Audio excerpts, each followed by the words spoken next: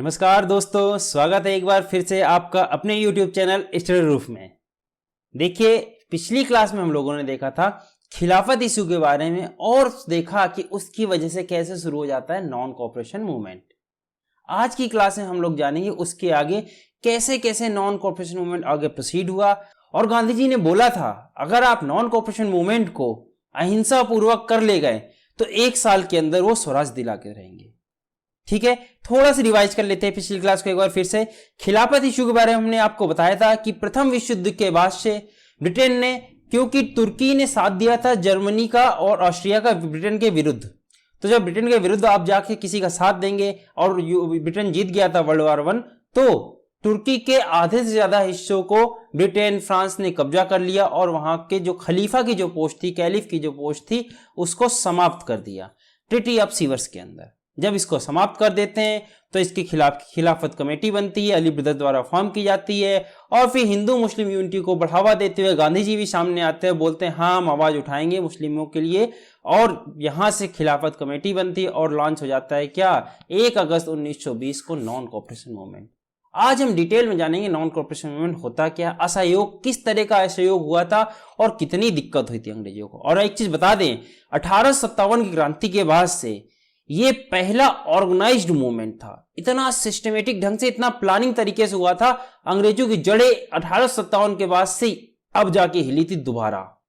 एक बार फिर से 50 सालों बाद करीब 1920 में अंग्रेज एक बार फिर से मजबूर हो गए थे कि बिल्कुल भारत लग रहा था उनको देश छोड़ना पड़ जाएगा भारत। तो आइए शुरू करते हैं आज का लेक्चर। वीडियो शुरू करने से पहले एक रिक्वेस्ट है आपसे, वीडियो को आप पूरा जरूर देखा करें, बीच में स्किप मत किया करें। आपको हम वादा करते हैं, आपसे हम दावा कर रहे हैं कि आपको ऐसी मॉडर्न हिस्ट्री पूरे यूट्यूब में कहीं नहीं मिलेगी जिसमें आपको हम फैक्ट्स विद कॉन्सेप्ट दे रहे हैं। कॉन्सेप्ट भी बता रहे हैं, जो उसने में घटनाएं चल रही थी, स्टोरीज भी बताते चल रहे हैं, साथ ही साथ आपको फैक्ट्स देते जा रहे हैं जिससे कि आपको इधर उधर भटकना ना पड़े। ठीक है, तो वीडियो आप पूरा जरूर देखा करिए। वीडियो पसंद आया करे तो वीडियो को लाइक किया करिए और कमेंट में भी बताया करें आपको कैसा लग रहा है या कहां पर प्रॉब्लम आ रही, जो भी आपके क्वेश्चन है। ठीक है, हम उसको जरूर रिजॉल्व करेंगे। तो देखिए, जैसा कि हमने बताया 1 अगस्त 1920 को लॉन्च हो गया क्या, एनसीएम, नॉन कोऑपरेशन मूवमेंट, असहयोग आंदोलन।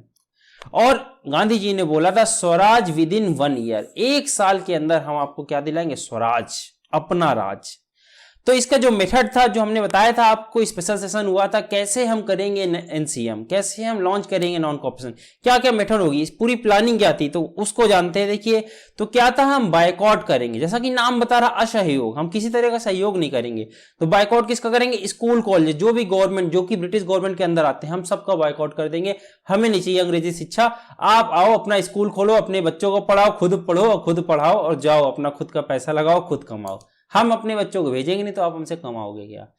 लॉ, जो भी कोर्ट है, हमारे वकील जाएंगे ही नहीं, कोई दलील नहीं देंगे, आप खुद कर लो, खुद केस लड़ लो, खुद मुजरिम ला लो, हम किसी तरह का सहयोग ही नहीं देंगे। लेजिस्लेटिव असेंबली का विरोध, कोई कानून नहीं बनाएंगे वहां जाकर, आप खुद कानून बना लो, हम विरोध करते रहेंगे, हम मानेंगे भी नहीं, मतलब किसी तरह का सहयोग नहीं देंगे। इसी के चलते जो 1920 में बहुत ही ज्यादा प्रमोट हुआ स्वदेशी, बहुत ज्यादा प्रमोट हुआ, यानी कि स्वदेशी चीजें बनने लगी। उसमें आ जाता है जैसे नेशनल कॉलेज, खुद का इंडिया का नेशनल कॉलेज बना वेस्ट बंगाल पे। जामिया मिलिया इस्लामिया बहुत फेमस कॉलेज है, आपको पता होगा दिल्ली में, वो उसी समय बना था, जामिया मिलिया इस्लामिया, बहुत ही बेहतरीन कॉलेज दिल्ली में है। ठीक है, ये उसी समय इसकी स्थापना हुई। काशी विद्यापीठ, अगेन बहुत ही इंपॉर्टेंट और बहुत ही अच्छा कॉलेज, काशी विद्यापीठ बनारस में, आप जानते होंगे बाबू शिव प्रसाद गुप्ता द्वारा इसे बनाया गया था। उसी समय प्रमोट कर रहे थे हम, स्वदेशी को प्रमोट कर रहे थे, अपनी शिक्षा प्रमोट करेंगे, अपना कल्चर प्रमोट करेंगे। खादी का प्रचार प्रसार बहुत बढ़ चढ़कर हुआ। चरखा प्रमोट किया गया कि आप चरखा चलाएं और खुद खादी करें। अंग्रेजों के कपड़े पहनेंगे नहीं, जो अंग्रेजों के मिल से बन के आ रहे हैं रेडीमेड कपड़े, तो उनके पास पैसा जाएगा ही नहीं, यानी कि उनका पूरी तरह से असहयोग करेंगे। जो वकील थे हमारे, उन्होंने बायकॉट कर दिया कोर्ट्स का कि हम कोर्ट नहीं जाएंगे आपके, हम सुनेंगे नहीं आपकी, कोई कानून नहीं मानेंगे। उसमें जो प्रमुख जो वकील थे हमारे, चित्तरंजन दास, सीआर दास, मोतीलाल नेहरू, शौकत अली, ये बहुत ज्यादा प्रमुख उस समय के वकील थे जो हर समय मतलब मुद्दा संभालते थे भारत की तरफ से। तो इन्होंने बायकॉट कर दिया कि हम कोर्ट नहीं जाएंगे। ठीक है, तो आप देख रहे हैं हर एंगल से विरोध हो रहा, असहयोग हो रहा। ये तो हमने आपको बड़े बड़े मुद्दे बताए, आपको रहे छोटे छोटे लेवल तक अपोज हुआ था, मतलब उनको सहयोग नहीं देंगे, उनका काम ही नहीं करेंगे, उनको खाना पीना नहीं देंगे, मतलब हम जाके क्यों करें उनका काम। अगर कोई उनके यहाँ वर्कर लगाए खाना बनाने वाला है तो क्यों बनाए जाके अंग्रेज खाना? आप अपने हाथ से बनाओ, अपने लेके आओ शेफ वही अंग्रेज से। हम क्यों अपने शेफ भेजे? हम क्यों अपना वर्कर भेजे आपकी साफ सफाई के लिए? कुछ भी, यानी कि पूरी तरह से विरोध कर रहे थे हम, ठीक है, असहयोग जिसको बोलते हैं। तो इसमें गिरफ्तारी भी होती, जैसा कि हमने बताया। अली ब्रदर्स ने क्या खिलाफत कमेटी फाउंड की थी, मोहम्मद अली, शौकत अली, इन दोनों ने मिलकर, तो इन दोनों की गिरफ्तारी होती, क्योंकि ये उसी का नतीजा था, तो इन दोनों की गिरफ्तारी तो होनी थी। लेकिन रुकता नहीं है यहाँ पर मामला। ऑल इंडिया खिलाफत कॉन्फ्रेंस बुलाई जाती है और बोलते हैं कोई भी मुस्लिम अंग्रेजों की सेना में भर्ती नहीं होगा। अब लीजिए, ये होता है असहयोग। अब आप समझ रहे होंगे किस तरह का असहयोग, मतलब आपके काम हम करेंगे ही नहीं। आप अकेले दम पे थोड़ी काम कर लोगे, कितने यूरोप से मंगा लोगे भाई, कितने जहाज से आप सैनिक मंगा लोगे? हमारे ही सैनिक तो भर्ती हैं आपकी सेना में। तो मुस्लिमों ने विरोध कर दिया कि हम कोई भी मुस्लिम अंग्रेज की सेना में भर्ती नहीं होगा। अच्छा, अब एक घटना सुनिए। 1921 में आते हैं प्रिंस वेल्स।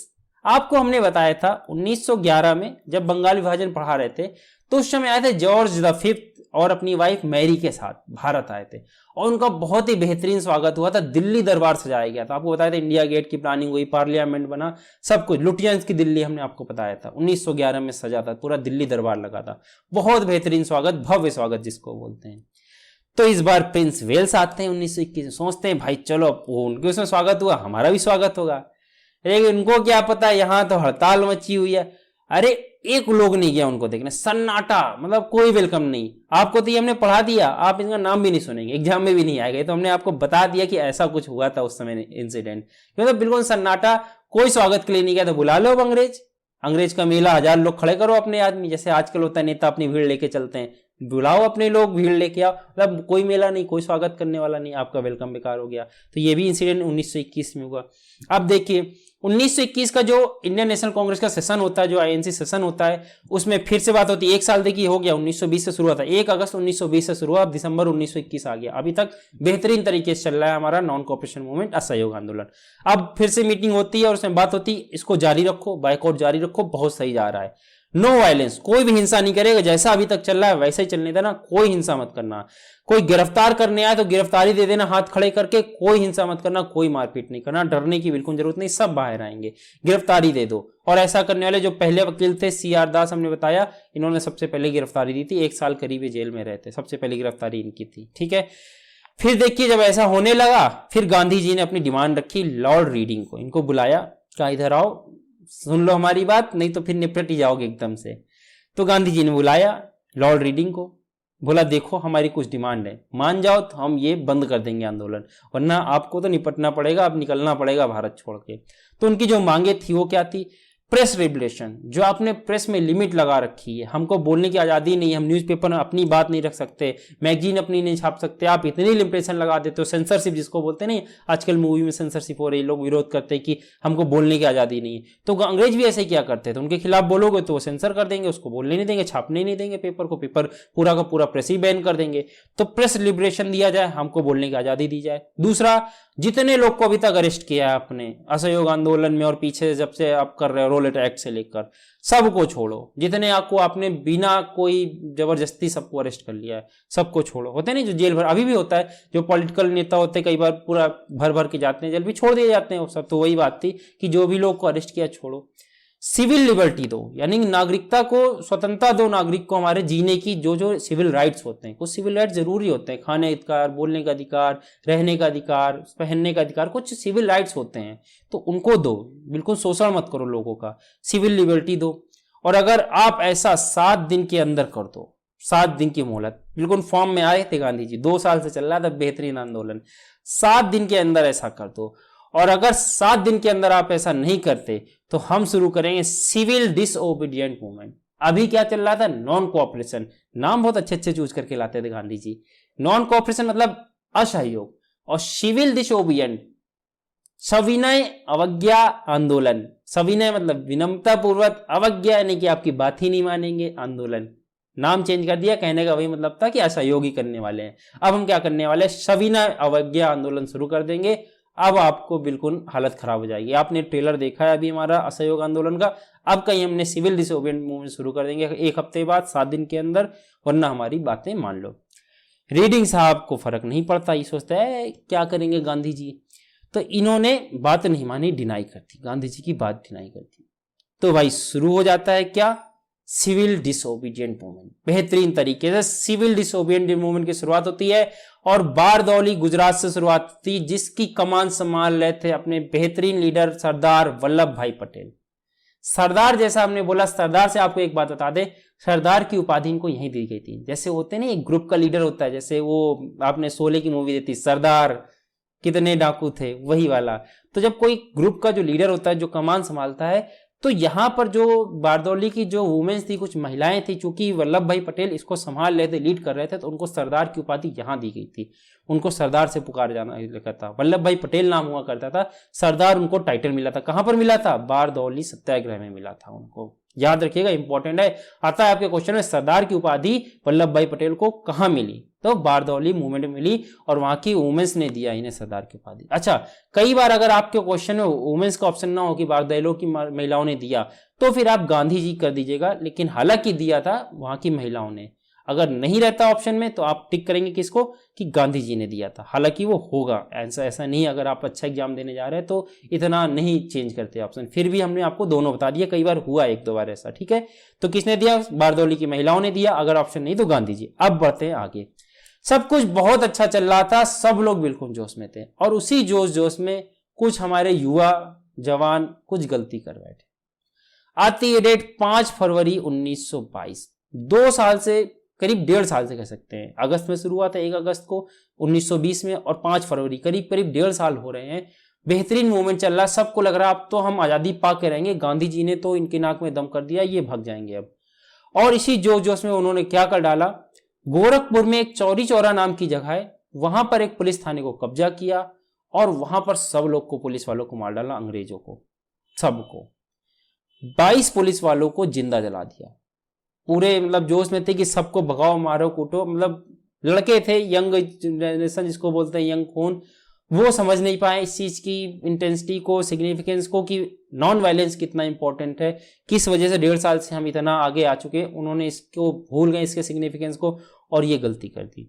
जब इन्होंने ये गलती कर दी, चौरी चौरा हत्याकांड।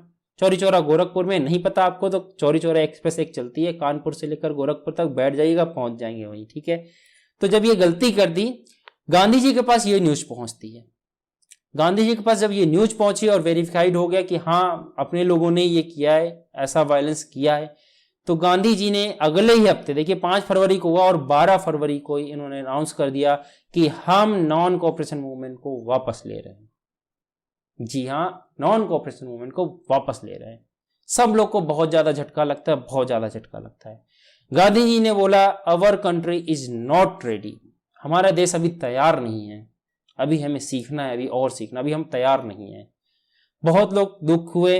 नेताजी सुभाष चंद्र बोस का कहना था कि ये जो हमने एनसीएम वापस लिया, ये एक नेशनल कैमिलिटी, एक पूरा राष्ट्रीय, बिल्कुल एक तरह से कह सकते हैं कैलेमिटी है, बहुत ही बड़ी। अगर हम वापस नहीं लेते तो शायद आज़ाद हो जाता। सबको यही लग रहा था कि हमको आज़ादी मिल जाती, ये बहुत ही बड़ा डिजास्टर है ये, इसको वापस लेना।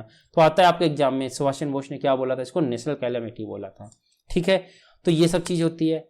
और जैसे ही एनसीएम समाप्त हो जाता है, इतना जो जोर शोर से चल रहा था सब समाप्त हो जाता है, तो गांधी जी को फिर 6 साल के लिए जेल हो जाती है एनसीएम के लिए, क्योंकि भाई अंग्रेज के खिलाफ आप काम कर रहे तो जेल तो होना स्वाभाविक था।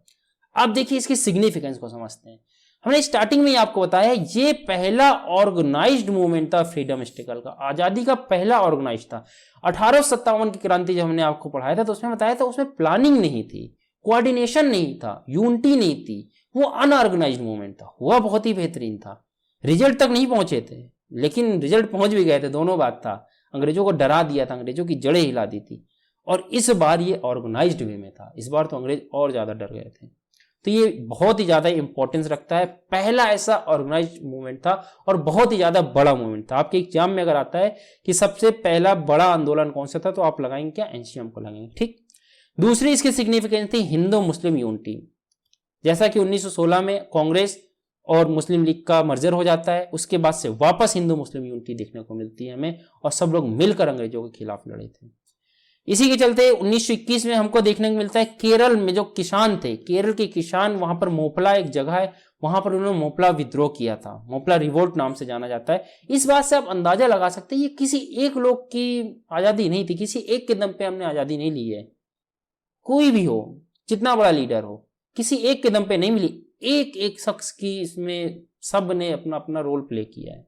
जैसा कि हमने बताया था, नॉन कॉरप्शन मूवमेंट में जो महिलाएं थी भारत की, उन्होंने अपने गहने जेवरात बेच बेच के चंदा इकट्ठा किया था कि आप आंदोलन करो, हम सपोर्ट करेंगे। तो उनका भी एक एक पैसा इसमें मतलब सब वैल्यूएबल है, एक एक जो पैनी है वो वैल्यूएबल है सबका, जिन्होंने अपना अपना खून दिया है। ठीक है, मोपला रिबेल्ट केरल में जो किसान थे वहां से विरोध कर रहे थे, केरल में भी देखिए बिल्कुल बॉटम मोस्ट से भी विरोध हो रहा था। तो मोपला रिबेल्ट कई बार आता है, तो कब हुआ था? 1921 में होता है, याद रखिएगा, इंपॉर्टेंट चीज है। ठीक है, तो देखिए इतनी चीजें थी हमारे आज के उसमें, पूरा एनसीएम था, कैसे कैसे हुआ पूरा हम लोगों ने जाना, और ये बेहतरीन ऑर्गेनाइज मूवमेंट था।